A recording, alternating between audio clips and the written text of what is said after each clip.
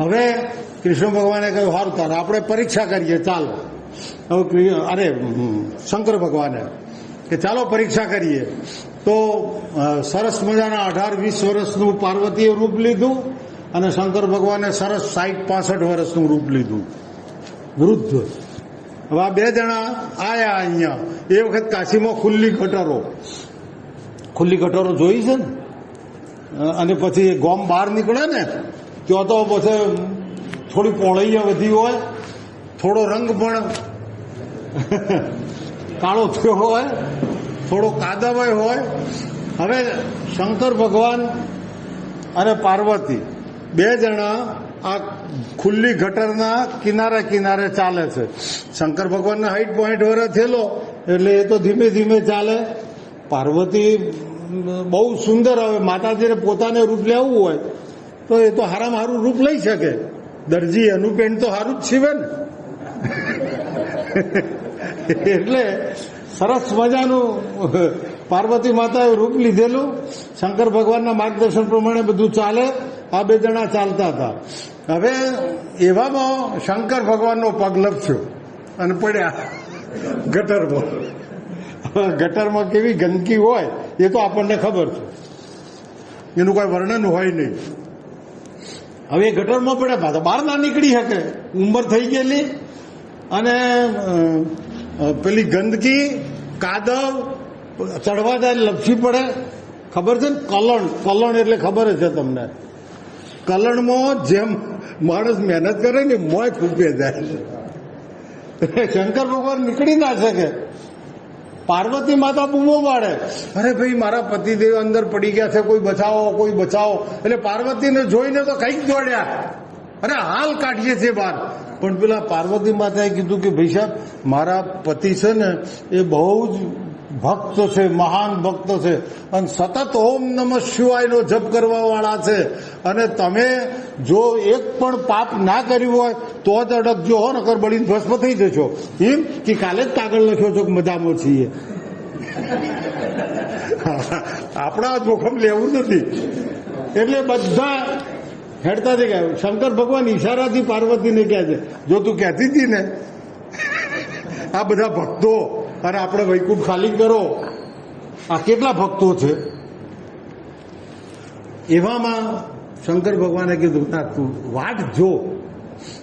એવામાં એક ગામડાનો દુબળો પાતળો માણસ નરસિંહ મહેતા જેવો આવ્યો બિચારો. અને એણે કહ્યું શું છે માતાજી, કેમ બૂમો પાડો છો? કે મારા પતિ આ કાદવમાં પડી ગયા છે ગટરમાં ને કોઈ કાઢતું નથી કે, અને કે તમે કંઈક મદદ કરો ને. પેલો બિચારો કે હા ચાલો હું કાઢું, એમાં હું. પછી કે પણ ભાઈ મારા પતિ છે ને બહુ પવિત્ર છે અને મહાન સતત જપ કરવા વાળા છે, અને જો તમે કોઈ પાપ કર્યું હશે તો બળીને ભસ્મ થઈ જશો. એટલે પેલો કે માતાજી યાદ છે ત્યાં સુધી મેં જાણી જોઈને તો કોઈ પાપ કર્યું નથી, અને કદાચ ભૂલમાં મારાથી કોઈ પાપ થઈ ગયું હોય તો પવિત્ર પાવની માં ગંગામાં હાલ સ્નાન કરીને આવું છું. બધા પાપો બળીને ભસ્મ થઈ ગયા છે, હાલ કાઢું છું. એમ કરીને જો શંકર ભગવાનનો હાથ પકડ્યો એવા ભગવાન અદ્રશ્ય. આ બાજુ જુઓ તો પાર્વતી માતા અદ્રશ્ય. એટલે પેલો કે અરે ભગવાન હતા. અને એને તો બિચારા કાદવ શરીર ઉપર લઈને ચોપડ્યો. બધા કે હે હાલ ભગવાન હતા. એ બધા પડ્યા ગટરમાં અને બધા કાદવ ચોપડવા મળ્યા. કેટલાક તો ના પહોંચી વળ્યા, ખાડો ભરાઈ ગયો. એટલે બીજાનો પગ પકડ્યો કે એને કાદવ ના ઢેલો છે. ચુંબક લો ચુંબક, એને તમે ચુંબકને ટાંકણી અડકાડો ને એટલે બીજી ટાંકણીને એ પાછી પકડે. એટલે આપણી ભક્તિ ખરી, પણ અનન્ય ચિંતયંતો મામ. ભગવાને કીધું છે યોગ ક્ષેમ મહામ્યહમ, મારી જવાબદારી ખરી. તમને નથી મળ્યું એ આપવાની જવાબદારી મારી, જે મળ્યું છે એને રક્ષણ કરવાની જવાબદારી. પણ અનન્ય ચિંતયંતો મામ, આપણું જો અને તો આખી જિંદગી ચાલે. જો ભગવાન હારી ભાવ ઘરમાં આવશે તો કાશીની જાત્રા કરવા આવીશ. આ જો અને તો એ અનન્ય ભાવથી ભક્તિ નથી. અનન્ય ભાવથી ભક્તિ થયેલી હોય માણસ ભગવાન સાથે ચીટકવો જોઈએ. આપણે ભગવાન સાથે ચીટકતા નથી, અને ભગવાન સાથે ચીટકવું હોય તો ખાલી વાતો કરે, ખાલી ભજન ગાય નહીં ચાલે. મનને કંટ્રોલમાં લેવું પડશે, કારણ કે મન ભગવાનમાંથી આવ્યું છે. એ કોલસાને તમે લક્ષ સાબુથી ધોવો, કલર નહીં બદલાય, પણ આપણે એનો કલર બદલી નાખીએ. એ જ્યાંથી આવ્યો છે એમાં નાખો. ક્યાંથી આવ્યો છે? અગ્નિમાંથી. અગ્નિમાં નાખો, કોલસાનો રંગ લાલ થઈ જશે. કાળો હતો ને, લાલ થઈ જશે. કેમ? તો એ જેમાંથી આવ્યો છે એમાં એને હોમો, તો એ મૂળ રંગ પ્રાપ્ત કરશે. એવી જ રીતે આપણું મન ભગવાનમાંથી આવ્યું છે, અને એ મન ભગવાને કહ્યું છે કે તારે મને અર્પણ કરવાનું છે. મન ક્યાં રહેલું છે? માઇન્ડ, મગજ, મન. એટલા માટે ભગવાનને મન અર્પણ કરવાનું. આ માથું કેમ નમાવવાનું? મન અર્પણ કરવાનું. તો ભગવાન કહે છે ગીતામાં, મન એવ મનુષ્યાણામ કારણમ બંધનમ મોક્ષવા.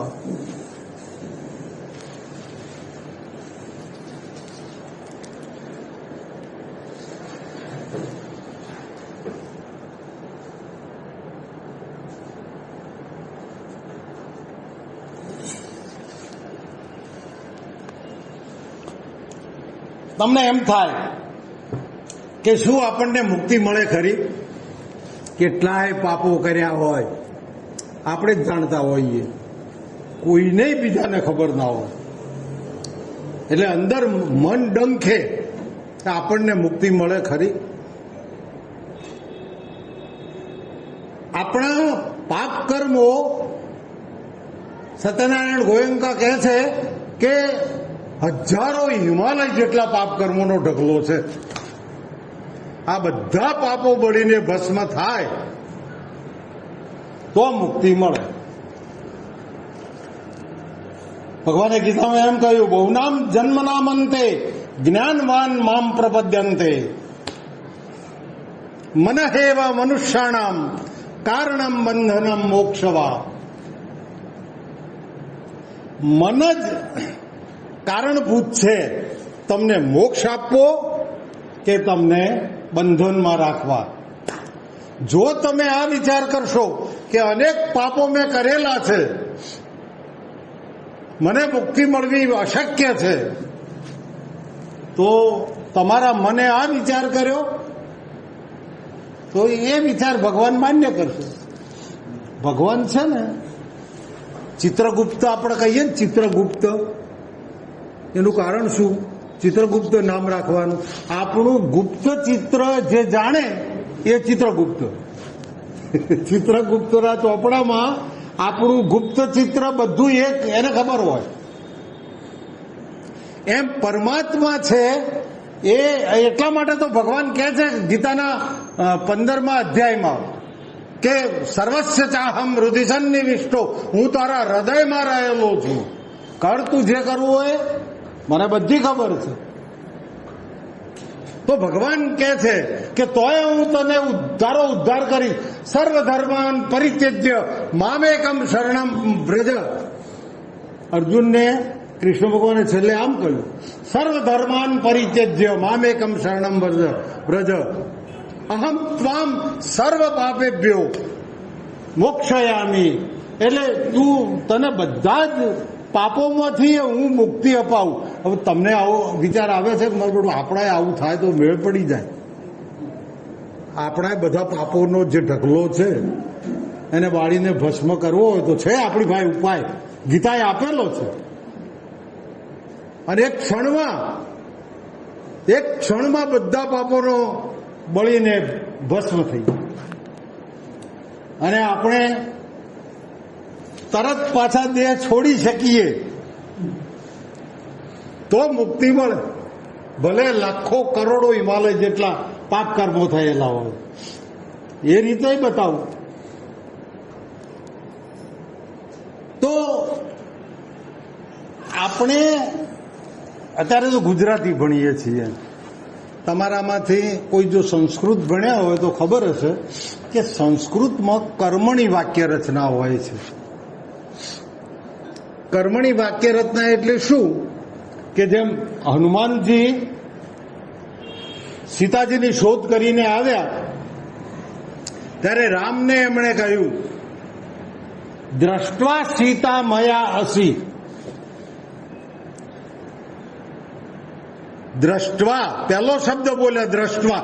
સંસ્કૃત ભાષાની એક મજા એ છે કે તમે ગમે એમ શબ્દોને લખી શકો છો આડા આવડા. પહેલું ક્રિયાપદ લખો તો ચાલે. ગુજરાતીમાં આપણે છેલ્લું ક્રિયાપદ જોઈએ, અંગ્રેજીમાં બીજા નંબરે જોઈએ, ત્યારે સંસ્કૃતમાં ગમે એમ લખી શકો તમે. દ્રષ્ટવા સીતા મયા અસી. દ્રષ્ટવા જોવાયા છે પહેલો શબ્દ. અને એમ બોલવા પાછળ પાછું કારણ હતું કે હું ભગવાન રામને જઈને કહીશ કે સીતાજીને મેં જોયા છે. એ છે આવશે કે નથી આવશે ત્યાં સુધી રામ વ્યાકુળો છે. એટલે પહેલો શબ્દ કહ્યું કે દ્રષ્ટવા, એટલે રામને સંતોષ થઈ ગયો. જોયા છે, જોવાયા છે. દ્રષ્ટવા સીતા મયા, મારા વડે. અસી બીજો પુરુષ એક વચન, મારા વડે જોવાયા છે. તો રામને સંતોષ થઈ ગયો. પણ મારે તમને એ કહેવું છે કે એક એ જમાનો હતો કે આ લોકો બધા સંસ્કૃતમાં જ બોલવા વાળા. કાલિદાસનું નામ તો તમે જાણતા હશો.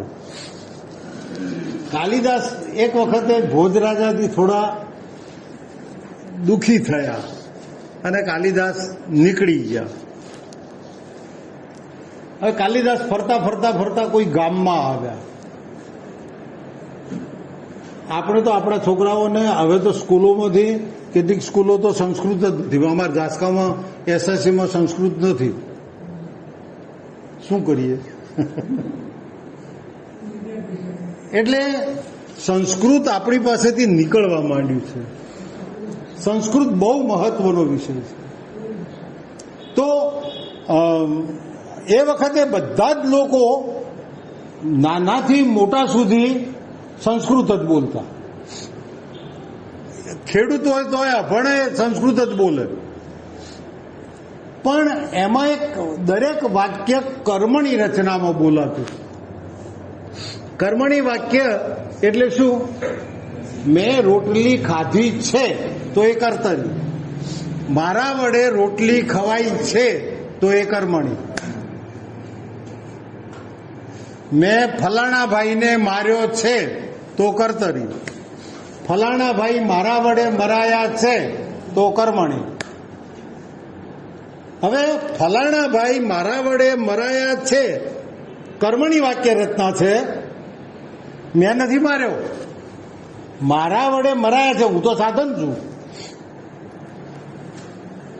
કોઈ માણસને તમે લાકડી મારો અને લાકડી એના માથામાં વાગી અને એ મરી ગયો. હવે માણસે માર્યો માણસને કે લાકડીએ માર્યો? લાકડી વડે મરાયો ને. હવે પેલો અહંકાર કરે છે, એક લાકડી મારી પતાવી દીધો એટલે કે મેં માર્યો. સમજાય છે ને? હવે જો કોઈ પણ કર્મ તમે કરો પણ આવી રીતે કર્મની વાક્ય રચનામાં જો એ કર્મ થાય, મારા વડે રોટલી બનાવાઈ, મારા વડે ભણાયું, મારા વડે આ કર્મ થયું, તો ભગવાન પૂછે કે તે કેમ આટલા પાપો કર્યા? મેં નથી કર્યા, તમે બેઠા હતા અંદર, મારા વડે થયું, એમાં હું કરું? કર તું, ભોગવ. બધા જ પાપોમાંથી મુક્ત. ભગવાન આ કે છે, સર્વ ધર્માન પરિત્યજ્ય મામેકમ શરણમ વ્રજ. વ્રજ પાસે આવો. સર્વ ધર્માન પરિત્યજ્ય. પતિ તરીકેનો ધર્મ એ આપણે નિભાઈએ, પિતા તરીકેનો ધર્મ નિભાઈએ, દરેક જગ્યાએ આપણે કરતા છીએ. ભાઈ આપણે કરતા નથી. અને કરતા થઈને શા માટે પાપોનો ઢગલો લઈને ફરો છો? શા માટે બીજો અવતાર તમારે લેવો પડે? અહમ બ્રહ્માસ્મિ તત્વમ અસી. અહમ બ્રહ્માસ્મિ, હું જ સ્વયં બ્રહ્મ છું. તત્વમ અસી, તું તે છે. તો આવું વેદોએ કહ્યું છે આપણને.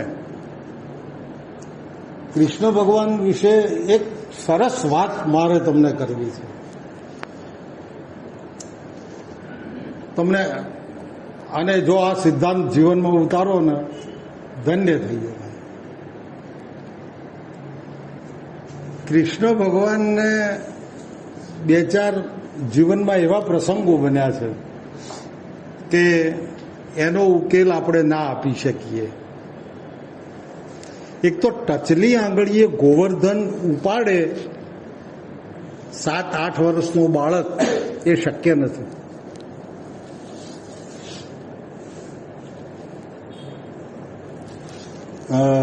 હંસ અને ડિંભકને કૃષ્ણ ભગવાન જ્યારે જરાસંધને હણવા માટે ગયેલા, ભીમ, અર્જુન ને કૃષ્ણ, ત્યારે એ વખતે કૃષ્ણ ભગવાનને ખબર હતી કે જ્યાં સુધી હંસ અને ડિંભક બે પહેલવાન હતા અને એ જીવતા હોય ત્યાં સુધી જરાસંધ જોડે જવું પણ મુશ્કેલ.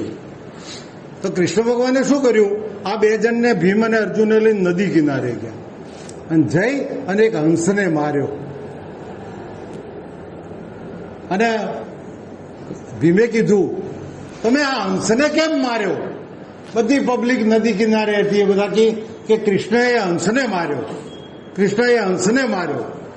આખા ગામમાં વાત ફેલાઈ ગઈ, કૃષ્ણએ હંસને માર્યો, કૃષ્ણએ હંસને માર્યો.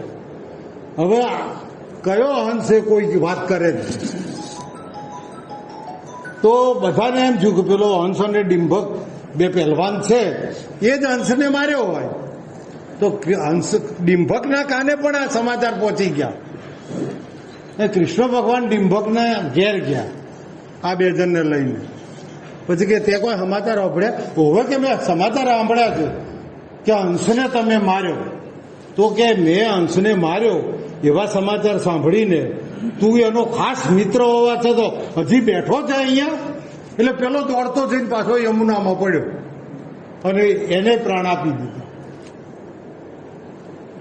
કૃષ્ણ ભગવાને જે ચાલો ચાલી છે ને, આ બધી ચાલો છે ને, એ પાછી દક્ષ છે. કૃષ્ણ ભગવાનની દક્ષતા છે. એટલે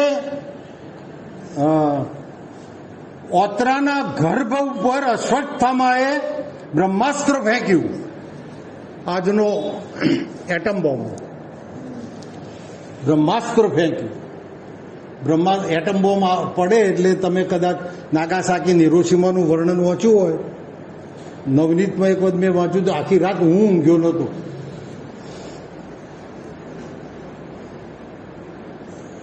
તો આ બ્રહ્માસ્ત્ર ફેંક્યું અને ઓતરાના પેટમાં જે ગર્ભ હતો પરીક્ષિત, એ મરી જ જાય. બ્રહ્માસ્ત્ર આવે એટલે કોઈ જીવતો થોડો રહે.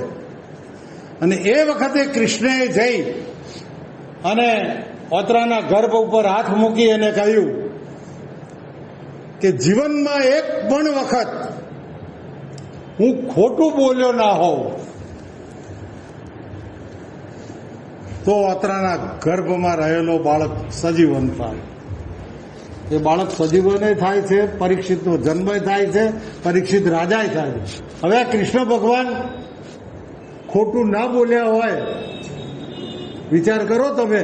અરે એ તો ખોટું બોલે છે કૃષ્ણ તો, પણ યુધિષ્ઠિર જેવાને ખોટું બોલાવડાયું હતું.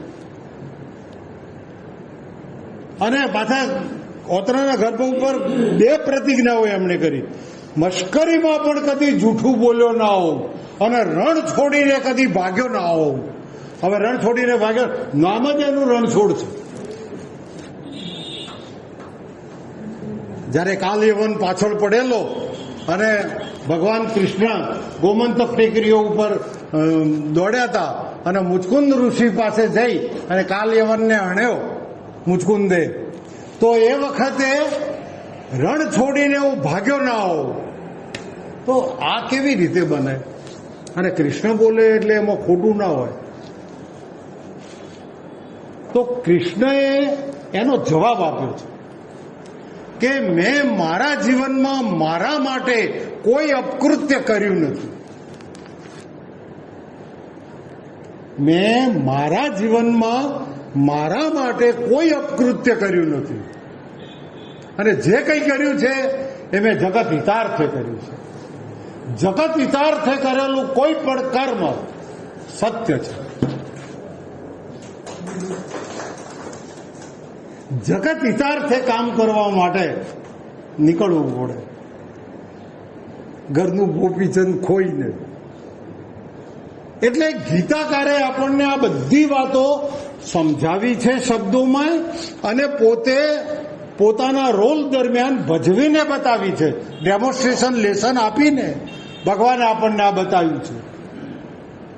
ભગવાને ગીતામાં કહ્યું, પત્રમ પુષ્પમ ફલમ તોયમ યો મે ભક્ત્યા પ્રયચ્છતિ. પત્રમ, પાંદડું. એક પાંદડાથી ભગવાન કહે કે હું પ્રસન્ન. પત્રમ, પુષ્પમ, ફૂલ. એક ફૂલથી હું પ્રસન્ન. પત્રમ પુષ્પમ ફલમ, એક ફળ મને આપો, હું પ્રસન્ન. તોયમ, એક લોટો પાણી મને ચડાવો, હું પ્રસન્ન. અને પ્રસન્ન થયા છે ભગવાન. દ્રૌપદીના અક્ષય પાત્ર ઉપર ચોટેલું એક પાંદડું ભગવાન કૃષ્ણએ ખાધું અને દુર્વાસા મુનિની સાથે આવેલા 10,000 શિષ્યો ધરાઈ ગયા. પત્રમ, એક પાંદડું. પુષ્પમ, ઋતુમાન બગીચાની અંદર ગજેન્દ્ર મોક્ષ તમે સાંભળ્યું હશે. હાથી ભગવાનનો ભક્ત અને આ ગજેન્દ્ર સરોવરમાં નાહવા માટે ગયો છે, પોતાનો પરિવાર સાથે છે. અને એ વખતે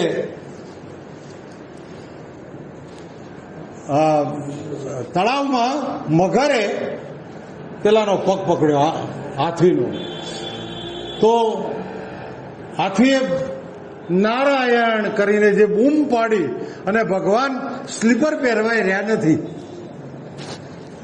આવી ગયા સુદર્શન આંગળી ઉપર લઈને અને આકાશમાંથી જ ભગવાને સુદર્શન ફેંક્યું અને મગરને ખલાસ કર્યો. અને ગજેન્દ્રનો મોક્ષ, ગજેન્દ્ર બચી ગયો. એક જણાએ સવાલ કર્યો કે ભગવાનના હાથે મગર મરી ગયો તો એ તો મુક્તિ પામી ગયો, હાથી રહી ગયો અને પેલો મુક્તિ પામી ગયો, ભગવાને આવું કેમ કર્યું? ભગવાનને કોઈ ભક્તોએ પૂછ્યું એટલે ભગવાને જવાબ આપ્યો કે ભાઈ હું શું કરું, મારા ભક્તોના જેને ચરણ પકડ્યા એને તો હું મુક્ત જ કરું ને.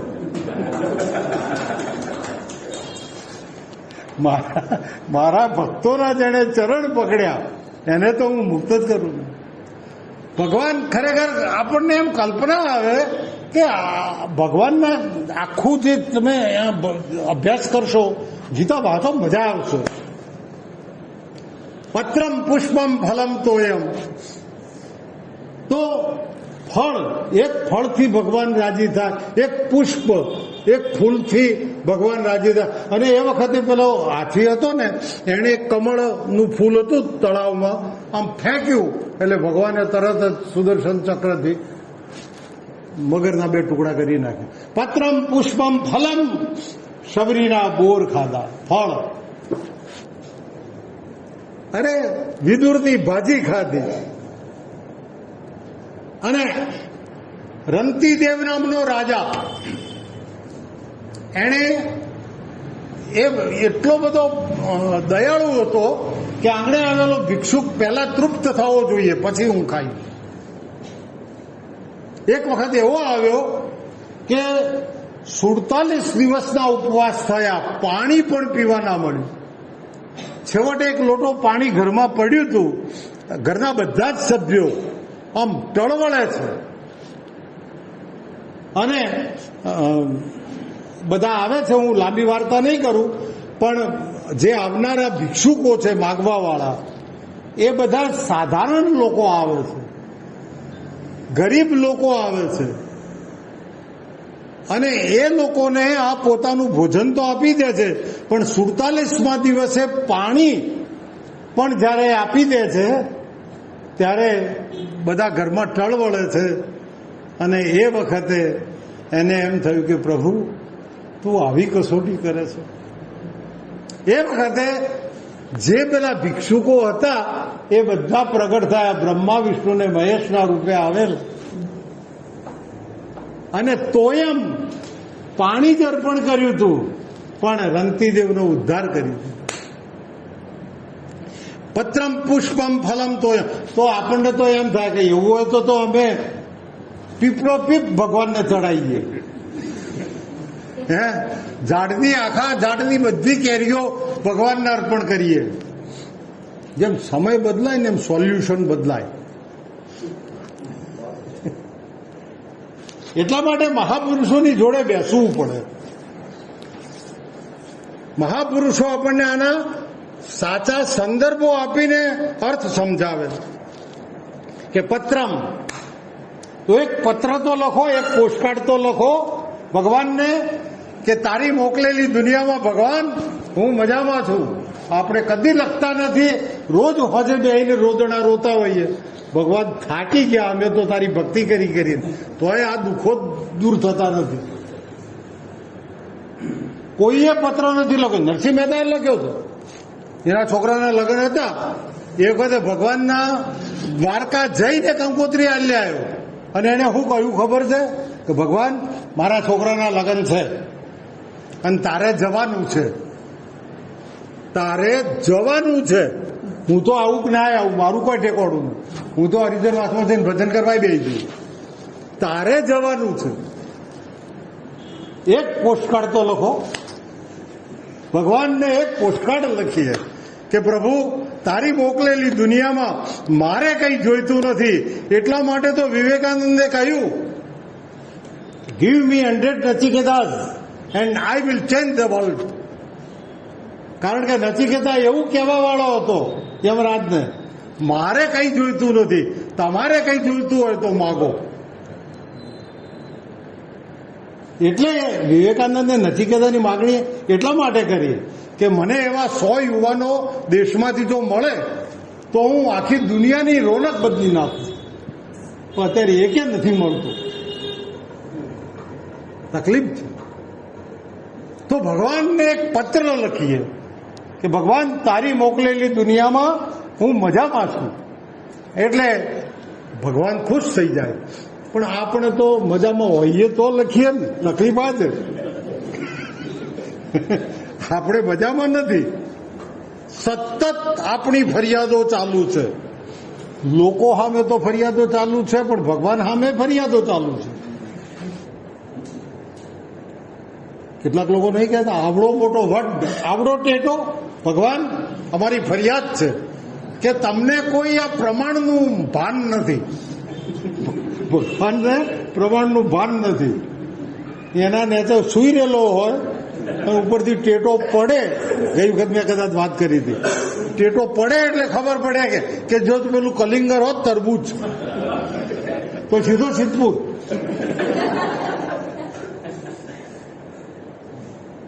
એટલે આપણે ભગવાનને પણ ફરિયાદો જ કરીએ છીએ. લોકોમાં તો આપણી ફરિયાદો ચાલુ જ હોય છે, પણ ભગવાન સામે આપણી ફરિયાદો. હમણાં મેં છાપામાં વાંચ્યું કે ગેસના ભાવમાં વધારો. એ 3 રૂપિયાનું છાપું 4 રૂપિયામાં જ્યારે મળતું હતું ત્યારે 25% વધારો થયો હતો. અને આમાં 900ના 950 થાય તો કેટલા ટકા થાય એ ગણો. એ છાપાવાળો લખે પાછું. એટલે તું તારું સંભાળ દે. તું 3 રૂપિયાના છાપાના 4 કરે છે તો 33% વધારો થયો. અને આ 950ના 1000 થયા છે તો 50 જ વધ્યા છે 950 એ. એટલે માણસ કોઈ દિવસ પોતાની સામે નજર નહીં કરે, પેલો આવો છે, પેલો આવો છે, પેલો આવો છે. પણ આ 3 આંગળીઓ કે તું કેવો 3 વખત કહે છે કે તું 1 આંગળી ક્યાં કરે છે, આ 3 તો તારી સામે છે. આપણે આપણી જાતને જોવા તૈયાર નથી. તો ભગવાન કહે છે કે મને એવો ભક્ત ગમે કે એમ કે ભગવાન તારી મોકલેલી દુનિયામાં હું મજામાં છું, મને કંઈ નહીં જોઈએ. આવું ક્યાં કોઈ કહેવા વાળું છે? આપણે તો 1 રૂપિયાની લોટરીમાં લાખ રૂપિયા લેવા વાળા. પત્રમ પુષ્પમ, પુષ્પ. હાથીએ તો કદાચ કમળનું પુષ્પ ફેંક્યું છે ને ભગવાન આવી ગયા હશે. અત્યારે ખબર છે ને, કમળ પુષ્પ રાવણને એક ખૂટ્યું હતું ને પુષ્પદંતનું, તમે વાંચ્યું છે ને? એમાં એક કમળ ખૂટ્યું તો માથું કાપીને આપવા તૈયાર થઈ ગયો. કમળના બદલે માથું આપવા તૈયાર થયો. એટલે જ્યારે કોઈ સમય એવો આવે છે કે દરેક વખતે એના ઉકેલો બદલાય. આપણે એક સમય હતો કે બહેનો ભણતી નથી, અત્યારે બહેનો સારામાં સારું ભણે છે, મોટી મોટી ઓફિસો સંભાળે છે. એટલે સમય બદલાય એમ સોલ્યુશન બદલાય.